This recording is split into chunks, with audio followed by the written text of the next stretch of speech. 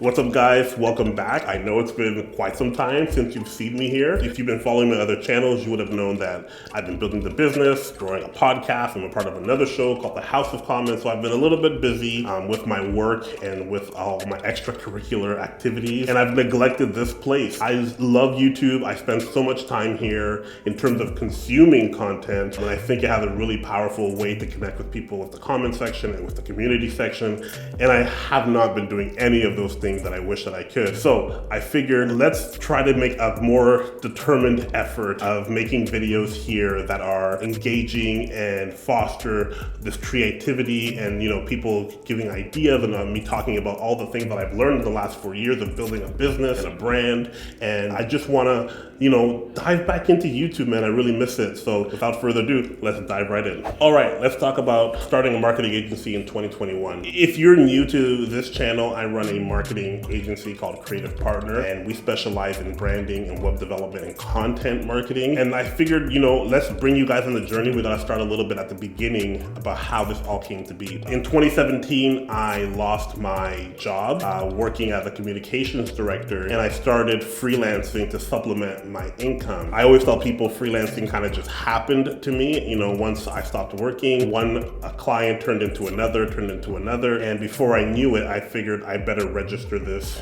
as a business or as a sole proprietor business for those of you that are in Canada. And that kind of brings us to our first point here. You gotta decide, at least in some respects, is this a business or is this a freelance? And there is a difference between the two. A freelancer typically has skills that they trade for money, whether that's a photographer, a writer, a designer. Those are the things that you can be a freelancer as. Now, with freelancing, there are pros and there's cons. With pros, obviously, the internet is your best friend. You can market yourself very easily. You can use your own personal brand. All these things are pros. In terms of cons, scalability is going to be hard. If somebody were to come to you and say, hey, I need to commission you to do 35 logos and I need it by next week, if you're a designer, that's going to be very, very hard because it's not scalable. If you want this to become something bigger than you and you want to have maybe products and services, you might need to work about some of your processes and how some of your operation will work. And that's what a business is. And that's kind of where I was in 2017, where I kind of had to decide, okay, is my time going to be related to how much money I make? And I think everybody who does freelancing for a significant amount of time has a little bit of the same idea or the same thought process. Am I gonna keep trading my time for money because I can't make any more money because there's no more time? There's a finite amount of this. And this is where my brain started to shift from being a freelancer from pretty much all of the rest of 2017 to, okay, how do I build this into a business? And what are the things that I'm going to need? So one of the first things you gotta do when you're starting to become a business is decide where do you best fit to provide a result to your bottom line. No longer is it just, hey, this is fun as long as I can pay my bills. You might want to start thinking about processes like, how am I going to market myself on the internet and how much money am I willing to invest in those things? Who else can I bring on board to be helping me do the work?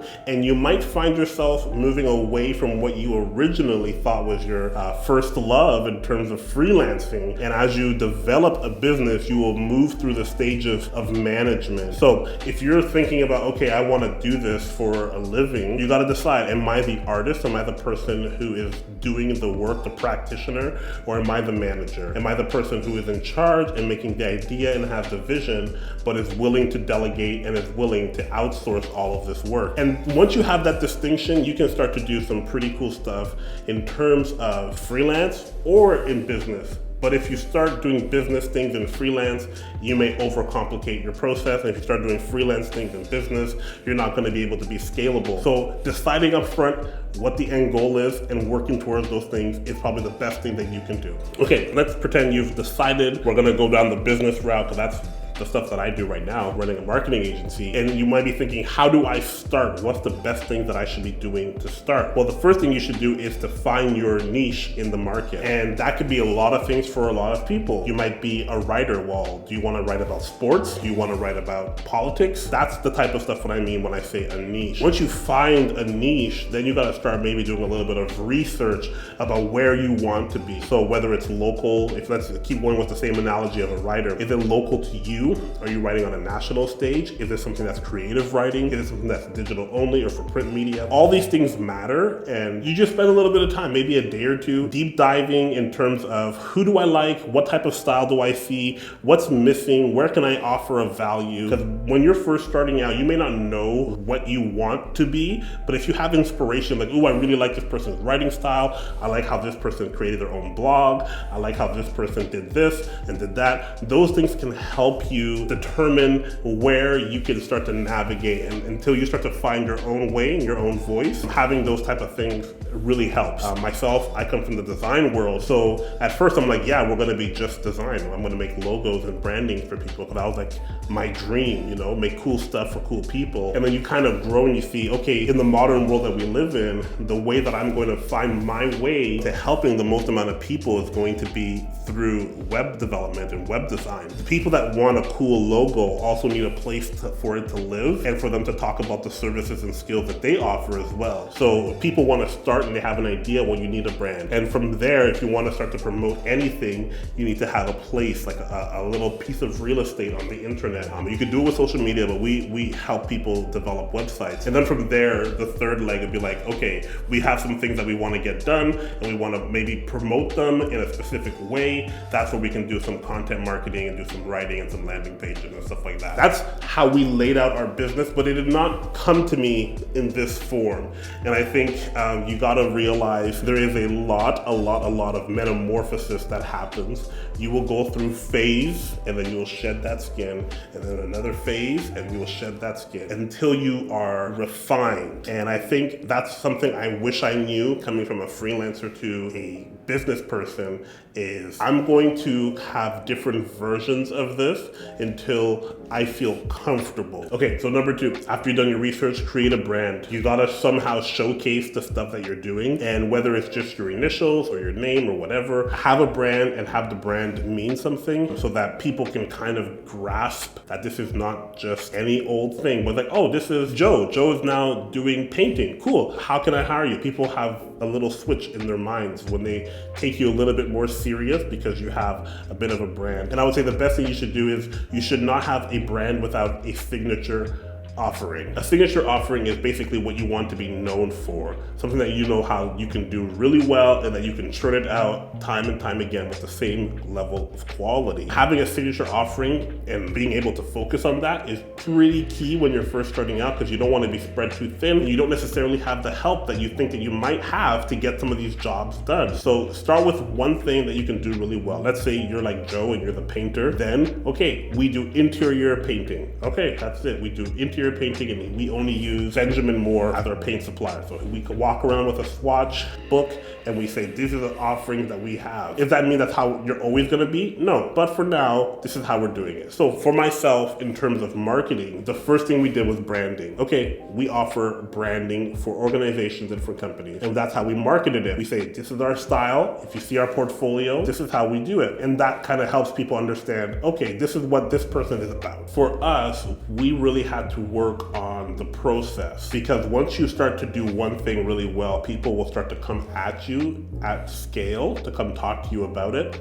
And that's where your systems and process need to start being developed. As a business professional, somebody who runs a business, you need to know at which stage you're at every step of the way so that you can actually communicate that not just to the client, but maybe to another person who you bring on to help. Whether it's Fiverr or another freelance designer or whatever it is, you need to be able to understand where you're at in the process and be able to communicate those things well. And doing it for 20 different products or skills or services, that's no bueno. But doing it for your signature offering first, that's gonna be a lot better. So if I can give any type of advice, do one thing, do it well. Do less and do it better. Those things are cliches because they're true. If you try to clutter something from the very beginning, it's gonna be hard to make sense of it all, but you can make sense of your one skill that you're doing. Number 3, get yourself on social media and start talking to your target audience. Now, the best thing that you can do is speak to them on a person-to-person basis, solve their problems, help them, educate them. Those are the things that's really going to elevate you in your brand and your business in a way that's going to highlight how you actually save them time and make them more money if that's the case, or save them time if that's the case, or whatever it is that you're going to be doing. Don't just talk about what you do, talk about how you help. Those are the things that people are actually looking for. Okay, and this is probably some of the most important stuff and stuff that people technically ask all the time is, how do you get clients? How do you start doing that type of stuff? You know, freelancing is like when people find you, they find you. Maybe you talk about it a little bit on social media. As a business, it's all about networking. And the one thing that I think is such a transferable skills from like the old days of, you know, employment to the new days of employment, whether, you know, people that used to work 9 to 5 who now, you know, everyone wants to have a side hustle or be an entrepreneur, a business owner, is networking. Your people skills is very important because you're going to be introduced to different networks of people. So how you engage with them and how you position yourself is really going to be important. And not just, you know, oh, what can you do for me? What can I do for you? But maybe you just meet them and try to understand their vibe, their essence, and that it may not be the right time, but when the time is right, you actually can work those relationships for benefits. And maybe it's not directly benefiting you, but you can connect 2 other people together. The more you are in those spaces, in those rooms where you can network with other people, that's where you're going to start finding people looking for you and finding you. So what does that look like practically? The best thing you can do is something, I know we're in lockdown right now, go to certain events within your industry, do some hashtag research, find out where those pockets of community of your tribe are, what are they talking about, find out where your clients are, and start understanding, you know, those type of things. Like, let's say you're somebody who, like myself, is in marketing. Well, maybe if there's a new business development program conference in your city, you know, all these cities have these better business bureaus type of stuff, and you're a marketer. Well, every new business who's getting all this money is going to need a place to spend it, and they're going to need branding and all that kind of stuff. And they may have a plan and a pathway to profitability already. So show up to those meetings, introduce yourself, not with the idea of, I'm here to just get all your business, but in the sense of, hey, I'm here if you need help. I've done this before. Maybe have something that's for free that you could offer them and say, you know what? I put together this like checklist for like a logo audit, because if you don't have money and you just need a logo, just make sure it has these things on it. And that's gonna allow people to engage with you without the worry of what's the transaction gonna be. How much is I'm gonna be get billed for this? Building up that network is going to be the best way for you to start, as well as, you know, showcasing your work that you're doing. Start doing some stuff for free if you really are struggling. Go to an ideal client that you have and say, listen, I'm really new at this. I wanna really do something cool. I have skills. I will do it for free as long as I get to talk and do a case study, talk about it and promote it. And then you're gonna start to see your reputation grow inside your space, especially if you're going local. You can go from shop to shop and kind of just show people and say, look, this is what we were able to do. And that's kind of what we did. We kind of went from one place to another. I was doing a lot of logos and branding for churches, and I would literally take it to other churches that had no logo or very, very, very, very outdated logos and be like, hey, this is what we did for a previous church. You might want to consider doing an update, and here's what we offer, and here's our package. And that's how we started. And then we got introduced to nonprofits. You do the same thing there, and then you go bring it to other nonprofit agencies and say, hey, this is what we did for these nonprofits, and now look what we can do for you. And you find as you do that, you'll start to work through different industries, and you'll get a little bit of recognition that way, and you'll start to understand, okay, it's the same rinse and repeat, and then you can start adding different layers to it in terms of offering different solutions for different people. And I guess we'll talk a little bit about that a little bit later. Lastly, number 5, you got to protect your reputation. If you are shady in how you approach stuff or you don't communicate well, I think people will forget about you very quickly. They will be very frustrated, and then they'll just never think about you ever again. And I think some of the things that's super powerful about being a business owner is your longevity. You know, people that like you always come back to you, and how long you can stay in this industry and in this business business, that comes with being true to yourself and not being one way. Don't lie, don't cheat. Those things inevitably always catch up with you and you will fail. Even if you do get success, it will come out eventually and haunt you. So the best way I've found to do my business is to just be upfront, be honest with people, and especially when you couple that with some of the other stuff that we've spoken about already, about just solve people's problems, treat them as people, you're going to see how much room there is in every industry. There's a lot of designers. I live in Toronto. There's thousands of designers and marketers. There's no other designer and marketer like me. So use that to your advantage, protect your reputation, and be true to what you want your brand to be about. I think that's a great place to start in terms of overall understanding of how to build a business. This is gonna be a bit of a series. We're gonna talk a little bit more about this. Let me know in the comments down below about what we should talk about next. Guys, thanks so much for watching this video. I know it's been a while since I've been back. I'm super excited. I'm gonna talk a little bit about my tech stack next, and I'll catch you on the next side. Peace.